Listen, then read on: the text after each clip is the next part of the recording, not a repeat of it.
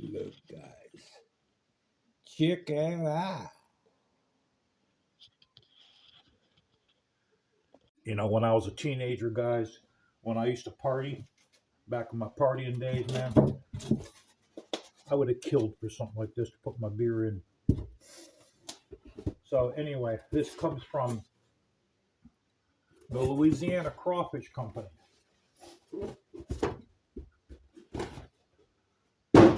All this counter room, not one place to set anything.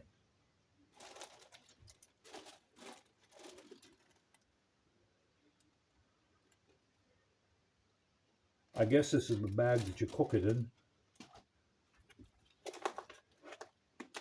Yeah, I was afraid that this went bad. It's frozen solid.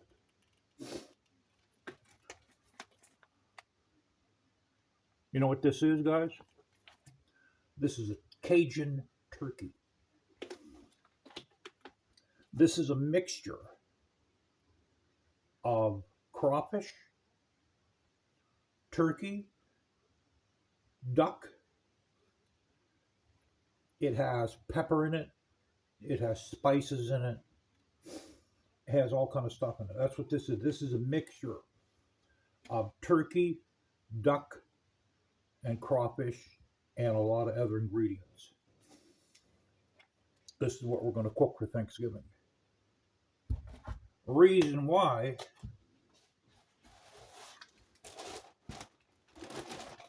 this company went out of business. I used to get my turkey off of Yellow, which used to be Schwann's. I went on Schwann's website probably about a week ago to order a turkey. Oh, no. I originally went on about 3 weeks ago. The turkey was out of stock. The message stated that it'll be back in stock, estimated on November 8th. So, okay. So I go on Yellow's website on the 7th of this month of November, and I got the message the company went out of business. So there's no more food. I mean, there's food delivery companies, but not like Schwann's and Yellow, where they have everything in their trucks, or you could order everything off of. Now, I have to admit, their prices were high. That's why they went out of business. Not because of supply. They went out of business because their prices were high. But they had good stuff. They had quality food. You know, like their corn, you could buy like a 10 or 20 pound bag of corn, and the corn was out of this world. So, and I went on Amazon to get a 5 pound turkey breast. All gone, out of stock. So I found this company here. This was $75 for this Cajun turkey, and this is what we're going to cook for Thanksgiving. Then for Christmas, we're going to cook this one here. This is turkey breast. I got this at my my local grocery store. This is a 6.9 pound turkey breast for $10.97.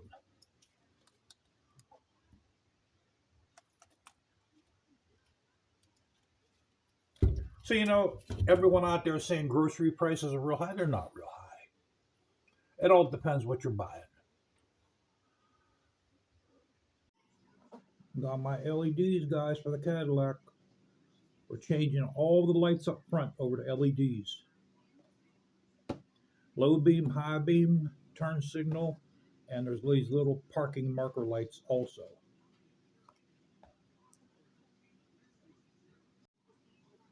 Okay, now I want to present to you, I think this is my favorite gun in the world.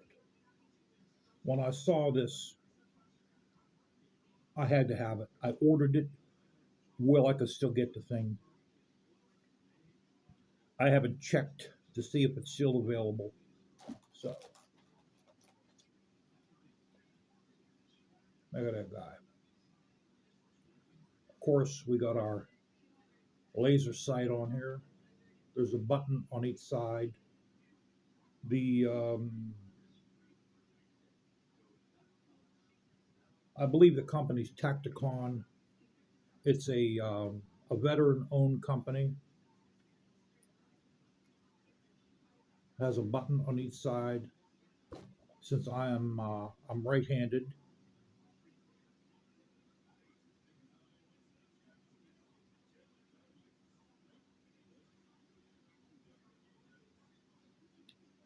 so for this gun, for this weapon, what I wanted to do is I wanted to be able to aim it without bringing it up to my line of sight. That's why I put a laser sight on it. So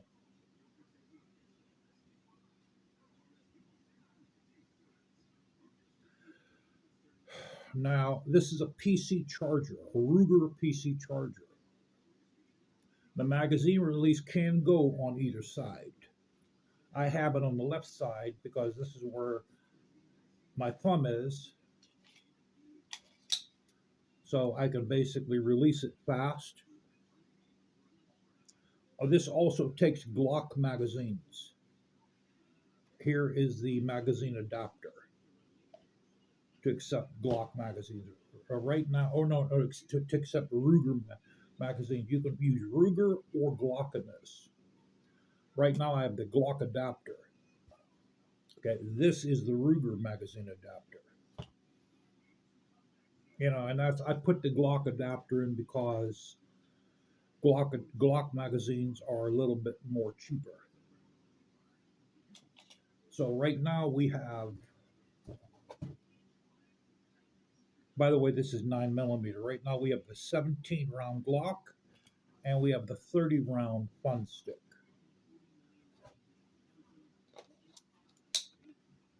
That's what it looks like with the 30 rounder in here.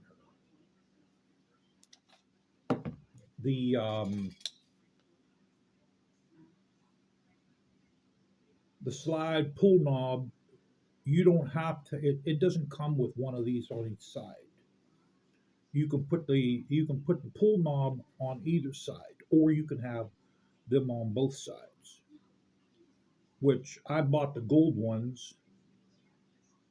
I prefer to have one on each side. I think it's a little bit more tactical that way. And we have our muzzle brake on here also. So the slide lock is this little lever right here. What you do is you push that up like this, and of course it locks with the magazine, and we'll take that out right now. So let's do that again. Push that in like that. There we go. And that locks the slide back. And we're open. It has a Picatinny rail on top. This is all metal. The receiver's metal. The forearm grip here is, I guess that's plastic, high impact plastic. On the bottom, you can make this hand stop adjustable. You can see it. You can take it back here if you want, or you can buy a grip for the front of this, which I think you might need a tax license for the grip. The I forget what these are called. We'll call it the Picatinny connection for your shoulder stock, for a folding shoulder stock. You also need that tax license for this too. But in my opinion, I think that kills the compactness of this weapon. That's why I chose to leave it just like I got it, except for the muzzle brake. This doesn't come with the weapon. This is extra, and my grip is also aftermarket. Let's see here. I think this is the grip that comes with it. This takes AR-15 grips. This particular grip here has a little storage underneath it. This particular grip, I had to grind down the inside a little bit to make it fit onto this. But this is a big grip for a big hand. You see, my hand doesn't even close all the way. For me, it works good. This has a trigger guard safety right down here.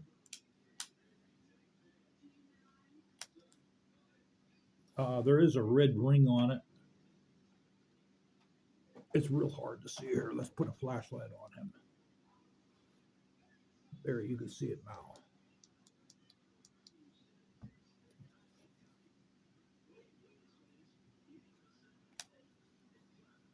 Meaning red, you're dead. Everyone knows that. And the way this barrel comes off is this little lever here.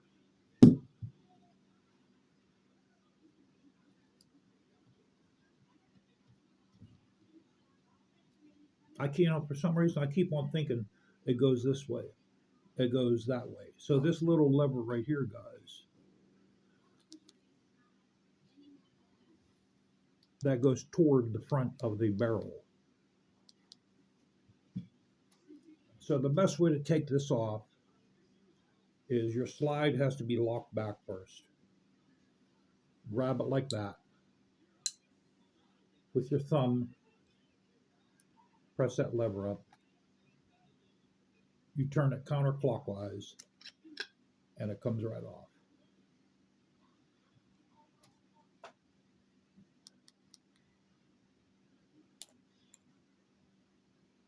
So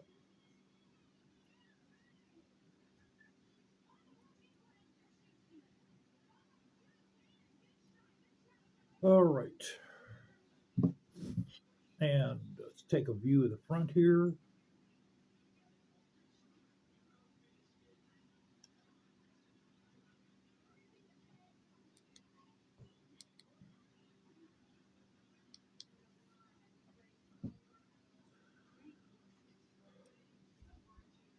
So if you're going to move this to this second slot, this is probably the best way to do it. Just take the barrel off and do it. And the way you put it back on is the same way it come off. That's that. With the slide not locked back, this won't come off. So let's do that again. Push that up. Slide goes back.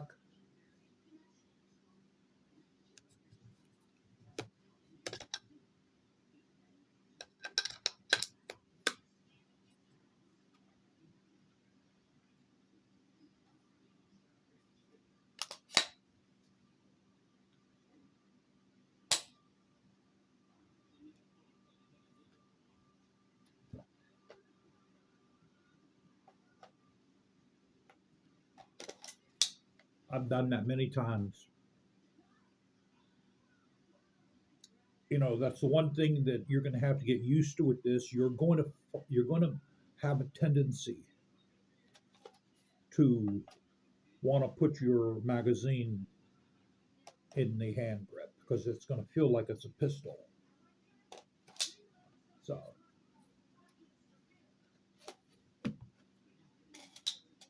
now this will drop, or the magazine will drop right out. So if you're a right-hander put the release on the left-hand side. That way you just grab your magazine. Out it comes.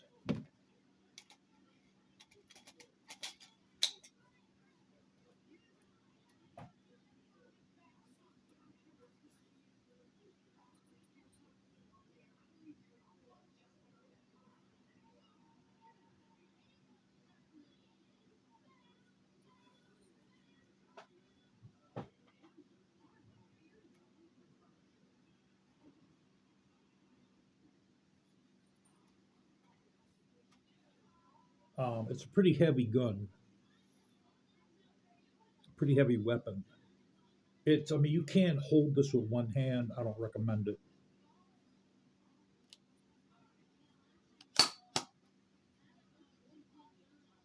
Magazine lock open. I believe it's like that with either magazine.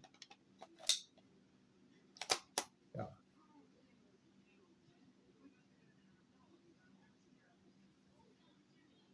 And so you can't function you can't function the bolt with with an empty magazine in there. Even if you push this latch up,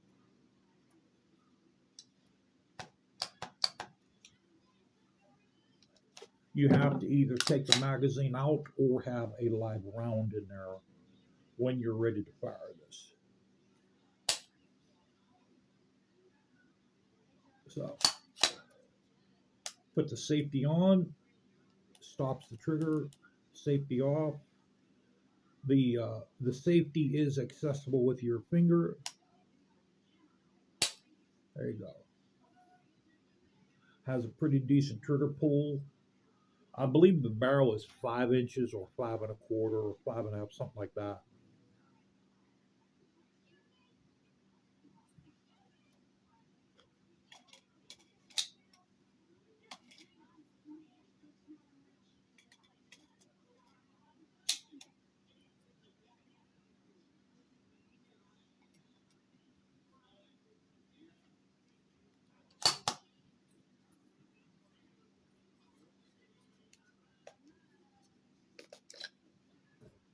Barrel comes off with the magazine in.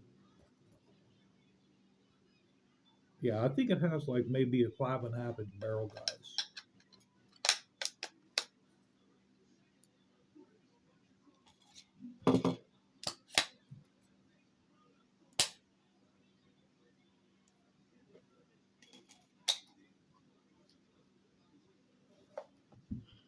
Here, you know what we have?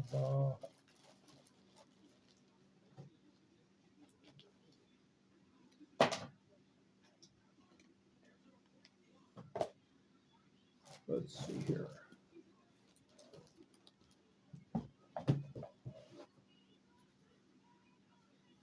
Ruger PC charger. You know what? I'm not going to go with everything. This is the Ruger magazine right here.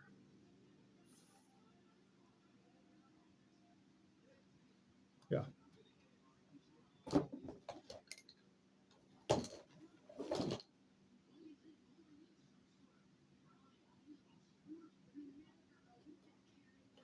Yeah, here's the,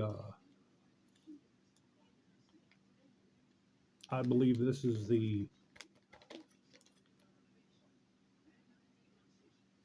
know, I don't know what that is.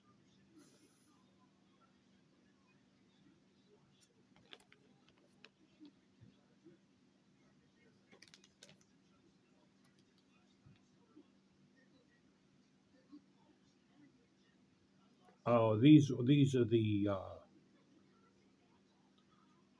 bolt knobs, those gold bolt knobs. As you can see here, it says gold. These must be the plugs.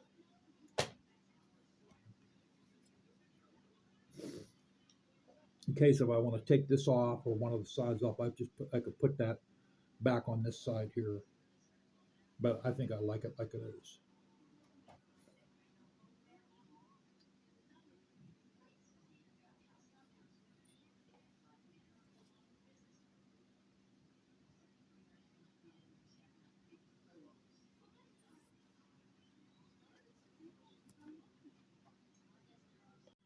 Another thing I don't do is I don't leave any guns stored with the hammer back. Now, if memory serves me right, those two AK-47s of mine have the hammers back right now. Which what that does is the spring stays under tension. So in the short run, it may not take tension off that spring, but if you leave that spring, if you leave your gun stored for years, maybe like 5, 10, 15, 20 years with the hammer back, that spring may lose its tension. Now, I'm not a metallurgic expert, so I'm not a gunsmith either, so I might be wrong, but that's what common sense says to me. Don't leave your hammers in the cocked position, whether you have a revolver, a semi automatic pistol, or a sporting rifle, also known previously as an assault weapon. So, those two AKs I have to take them out and release the hammer. Naturally, make sure the guns are unloaded first before you do that. And that way, the hammers aren't under tension. I actually thought of that the last video I made of those AKs. I left those under tension, and that's been bothering me ever since. That's why I had to tell you guys that.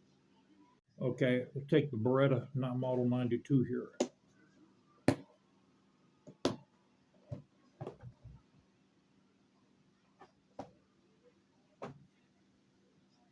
First thing you do, make sure the magazine's empty.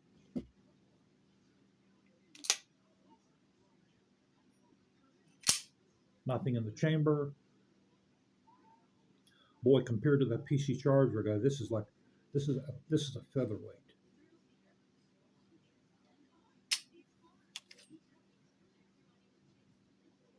Now this has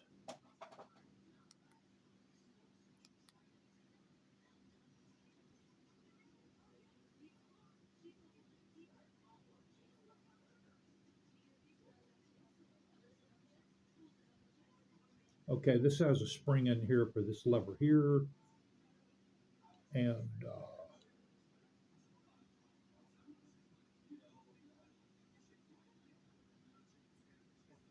I believe the trigger is also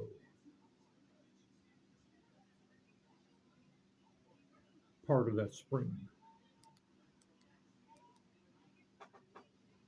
But the main spring that will give your slide tension, in this case the slide tension, is that spring right there. Which I would have to agree with my theory that if you do leave this under tension, it would take a long time, guys. It would take like, I mean, how long do you think it would take to deplete the tension in metal? It might take maybe 20, 30, 40 years.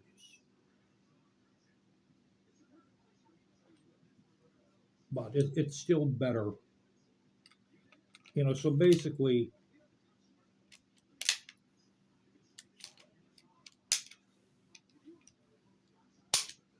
if you would leave this, let's put the magazine in here. If you would leave it like this for 25, 30 years, then you go to fire it one day and it gets jammed, and you're wondering why is it jamming? Because you lost your tension in the spring, in the recoil spring.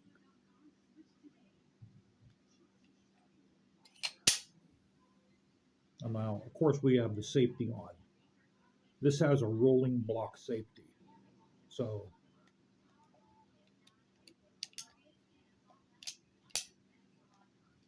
see, with the safety off, it can't even stay in position. Now what we'll do is we'll take the safety off.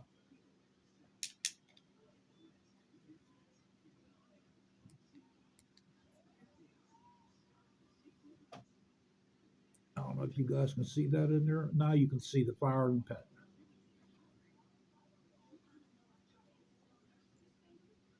So now what we'll do,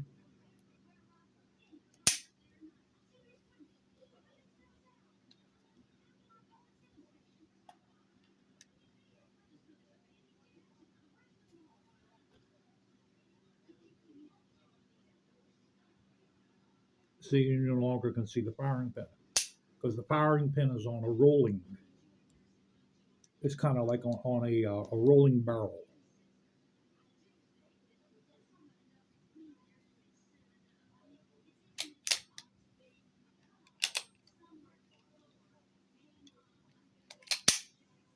So take this guy apart.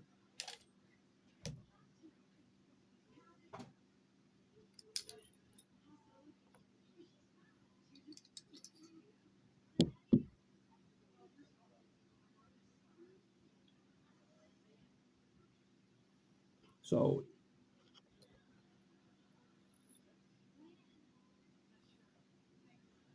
springs the same on both sides. I did get the stainless steel guide rod, recoil rod, because these come with a plastic one. Why they use plastic, I have no idea. Maybe to cut down on weight, I don't know.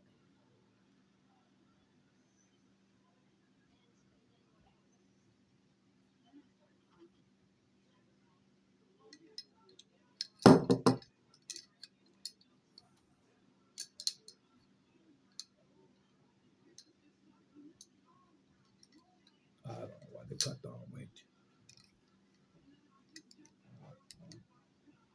All right, let's take the barrel out. To take the barrel out, you have to press the firing pin, and that's the firing pin right there. When you press it in, this part of your firing pin assembly goes up. And what that does is that guides this part right here into a groove, and it allows for your when your gun off or when your gun fires, it allows for the slide to go back. So let's take this out. Now what we're going to do is I want to show you something, guys. Okay, this can't fall out. This part of your firing pin, it should. I'm going to call it a firing pin slide guide. That's probably not the proper name for that. So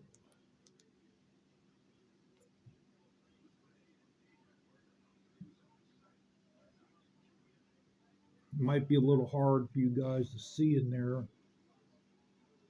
There, you can see the tip of the firing pin. Now that cannot come out.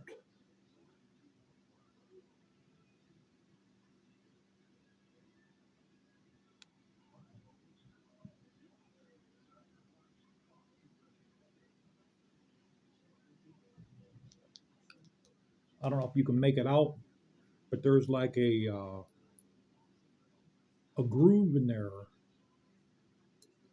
where the firing pin goes. So you can see a little better there.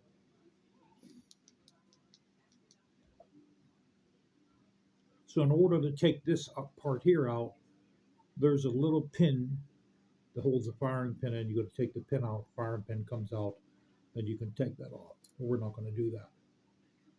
So hold on a sec here.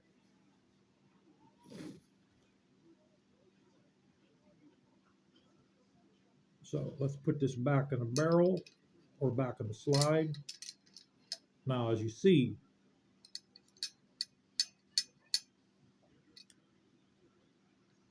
we don't want you doing that right now. As you see, that the barrel can't go back because that part, that cam, or that ramp, or part of the firing pin assembly isn't in its proper groove.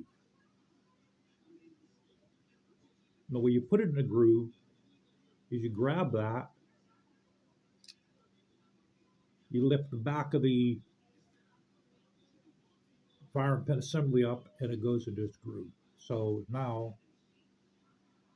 it won't slide because it's locked in place. So when your gun fires, your hammer is going to hit the firing pin. Okay, it hits the firing pin.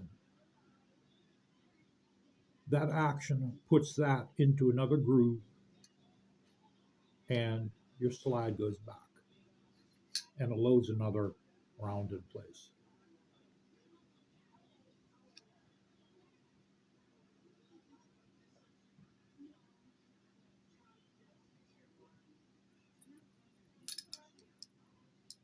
All right, let's put this guy back in.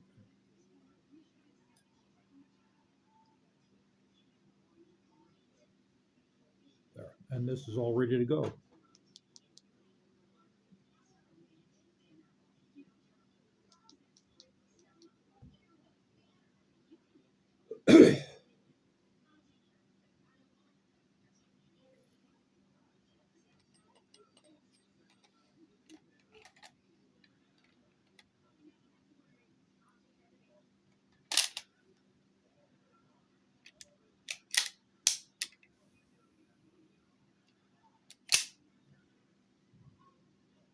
So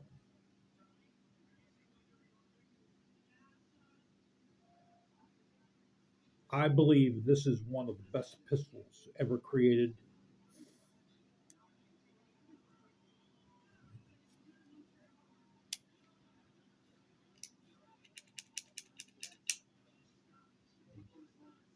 I hope, guys, I never have to fire this. The way this thing actually works, once you understand how it works, it's a work of art.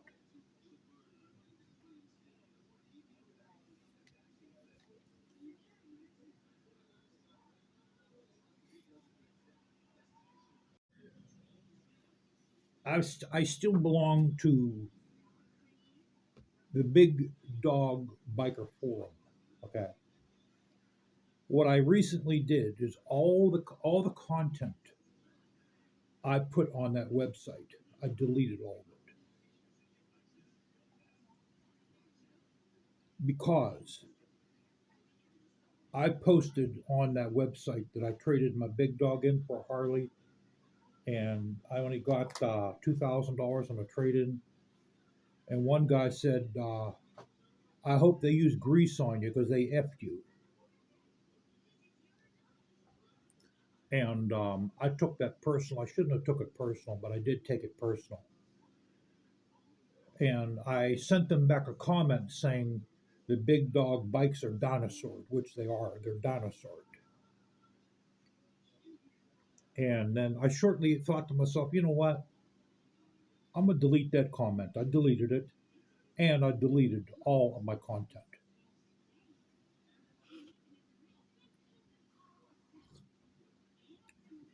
And I'm also going to dismiss myself from that forum. Like I told you guys, that day I went to ride that big dog into the Harley dealership to trade it in, my battery could not turn the engine over.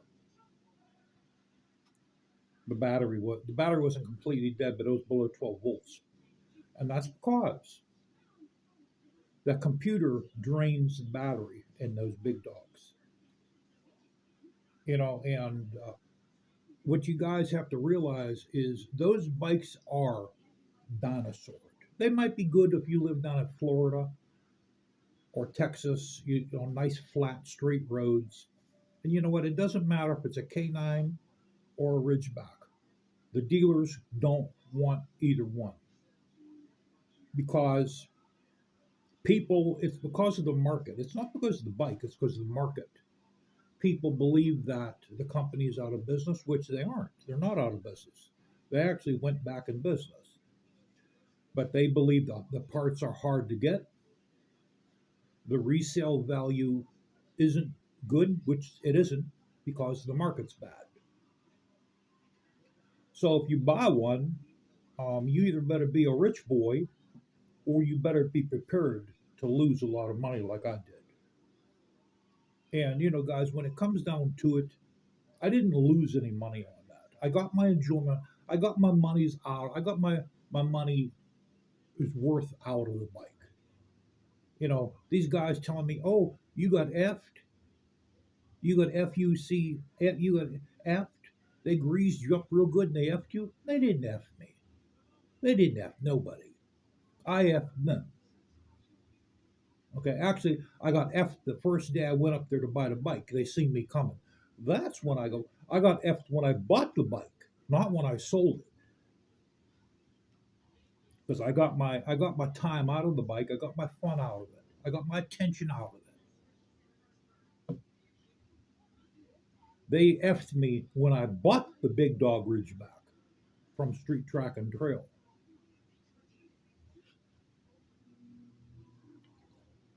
But see, those guys that own the big dogs, they're hiding themselves from the truth of reality that those bikes are dinosaurs. That Harley has electronic sequential fuel injection. You could start that bike up and take off on it. You can't do that with the big dog. Even the ones they make today. Even the ones they make today, you have to let it warm up a little bit. But when those guys said that to me, oh, they effed you, they greased you up, they must use grease on you, and they effed you. No, they effed me when I bought the bike. So here's the man of this hour goes. This is the main show right here, man. Ours is Stava.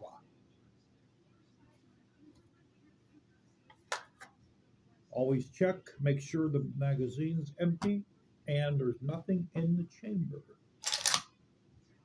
Listen, guys. Like I was telling you guys, listen, guys, listen.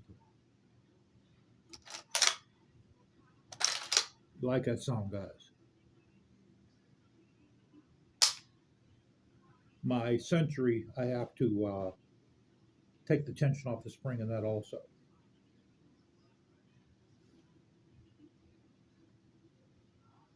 Now, over in California, they have a 10-round limit. California has this part of your hand grip. They have like a wing that's built into the hand grip. It's one of the stupidest things I've ever seen in my life. But the reason why they did that is so that you can't grab the gun like this. Basically, it makes it harder to hold the gun. So you have to grab the gun like that because of this piece of plastic they have there. You're not allowed to cut it. If you cut it, it's a felony. If you cut that piece of plastic off in California, it's a felony. See, so here you can grab the gun, so you can basically grab it and you can move the weapon a lot faster. Right in California, I mean, you still can, but according to them, you can't move it as fast. One of the stupidest things I have ever seen in my life. Let's have a drink of coffee over that. One of the stupidest things. That got me so upset. I'm actually shaking over it right now. It has me so upset. See, unfortunately, guys, here in America, a lot of people take these. This has been taken out of context. Okay. I commented to a guy earlier. I told him the looting is going to be starting soon. It's going to be worse than before. Remember what happened before. The looting. You better stock up on your canned goods. So he sent me back a message. Someone I don't even know, some punk, sent me back a message saying, "I'm way ahead of you, pal." And I also have plenty of ammo too. First of all, even with all the weapons I have, if 1,000 people come up my street and decide they want to come in our homes and ransack our homes,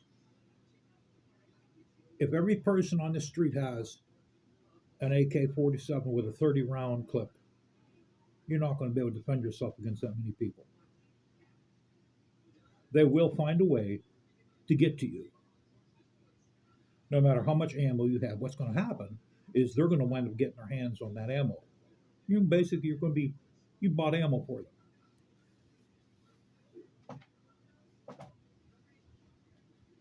And no, this isn't a useless gun, guys. It's useless because of what Americans have done to their gun ownership responsibility. The way I go about this is the proper way. These are novelties. That's all they are. These are not meant to defend yourself against hundreds of people trying to come up into your home. These are novelties. That's why out in California, they have that, the California regulations have that wing here. It's this big piece of plastic. That's ridiculous. Why don't they just say, oh, in order for you to own a sporting rifle in California, you have to get two of your fingers amputated on your trigger hand. Then you're allowed to own a sporting rifle that used to be known as an assault weapon.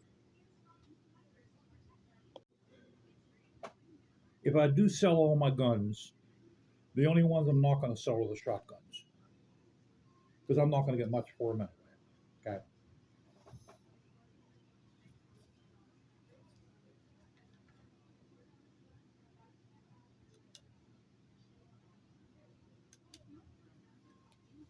Yes, I have laser sights on my shotguns as well, guys. Because everyone thinks when they get these shotguns here, they're going to put all kind of sights on them. They're going to put like a ghost ring on them instead of the bead up here. You don't aim a shotgun, guys. Hold on a minute. Let's have a drink to that because it's got me so. Look at this. I'm actually shaking. It's got me so upset.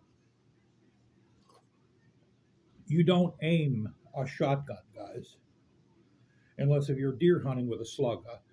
But for home defense, guys, come closer. I'm going to smack you guys all the way down to the end of my street. Then I'm going to smack you and turn you around with one big Italian American smack, and I'm going to smack you back up in here. We'll sit down and have another cup of coffee.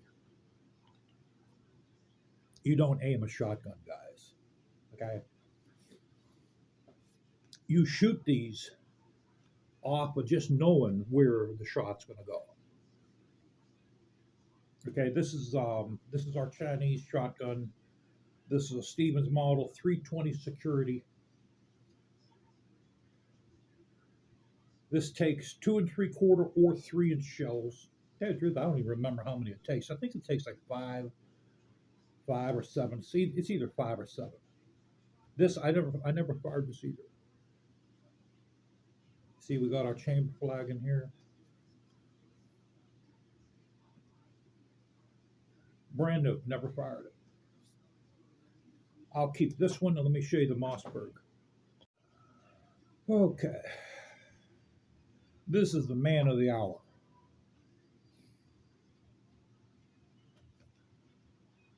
Got our chamber flag in. Has a bead on front. And actually, we've got our laser sight on this one as well.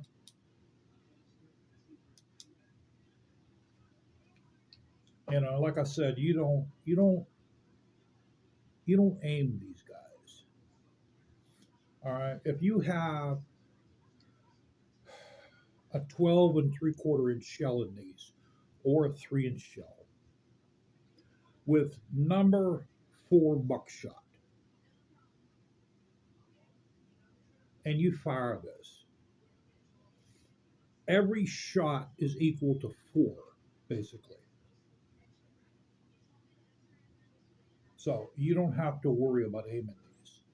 This is the Mossberg Maverick 12 gauge, only 12 gauge, guys. Hold on a minute. We got a name on here. No, that's just a warning on here. Anyway, this also has never been fired. This is brand new.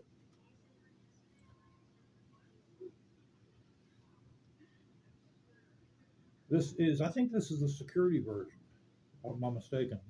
See if there's a name on the side here. It's 20-inch barrel.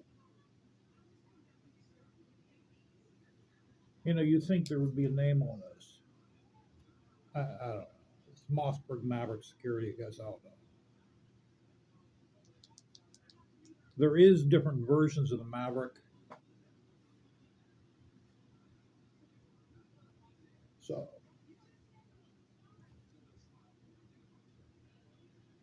I think I did get the upgraded spring for the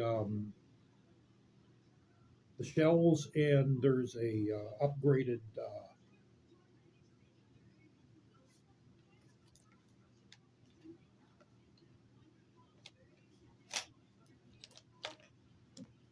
I'm trying to see if I have it in there, guys. I can't see it.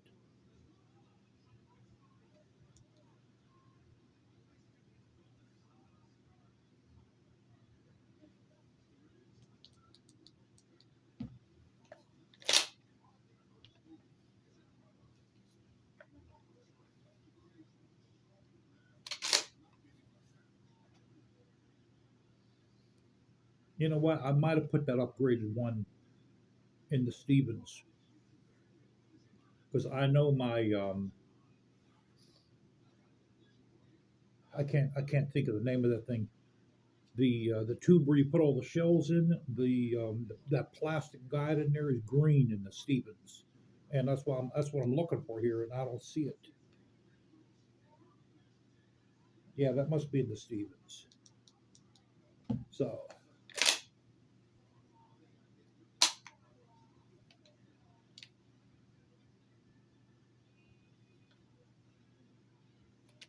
so in order to bring your slide back on this to rack it back, there's a little lever down here, or it won't move. Matter of fact, it's not moving now.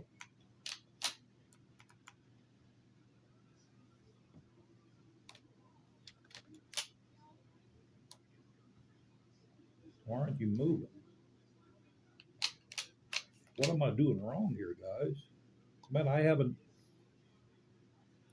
be in a world of hurt if I'd have to use this to defend myself. That all works.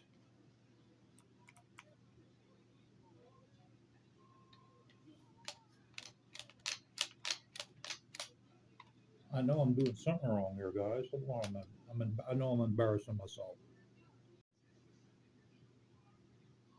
Didn't push the slide back hard enough, guys. Okay. So, all right. Let's try this again. The safety's on. Take the safety off. Bam. You have to use a little bit of force to rack that. That's what I was doing wrong. So, put our chamber plug in. You know what? The only problem is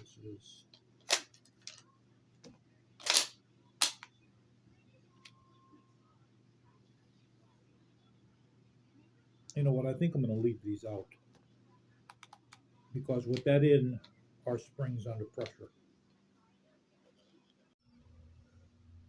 Okay, guys, we got our grips made. You see, I put a little bit of Gorilla Glue on the end here.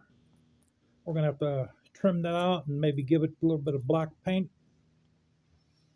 I also came up with a solution for my cargo basket for the e-bike. Okay, as you see, we got a cover on it. Now you guys know I have that net that goes on top of this. That's in the other garage. So, a laundry basket, guys. It's perfect fit. I cleaned it up. I trimmed it down. I zip tied the guy so he can't move. That way there nothing will fall out of there. It was broken on one or two sides, but none of that matters. None of that matters. You know, nothing can fall out. Because what you're going to do, you're going to put your groceries in here. You know, and matter of fact, let's get the ruler. Let's measure. I think I could fit a case of pop in there, if I'm not mistaken. So let's see here. What do we got? 17 and a half inches. And this way, I think it's almost a foot. It's at 11 and a half. You know, and then we can put this on top, then put our cargo net over it, and I no longer need coolers, unless if I go out to buy ice cream, then I'll put the cooler in here. So, we got that. I'm not going to even paint the thing black. I'm going to leave it just like it is, because I want people to see I used the laundry basket. Got our grips on. We'll get a hold of some, see if we can find some black paint around here. We'll touch those up. All right. There we go. There's our net. We painted our the glue over. Those are done. You know, the only thing here is we lose. I might even be able to. I might grind these off. Maybe I'll take the basket back out. We'll cut the zip ties. We'll grind these off, and we'll grind our corners. You know, because we're losing. I mean, I don't know if that's worth, guys, to grind these corners out. You know, because we're losing a little bit of ground here, a little bit of room because of these.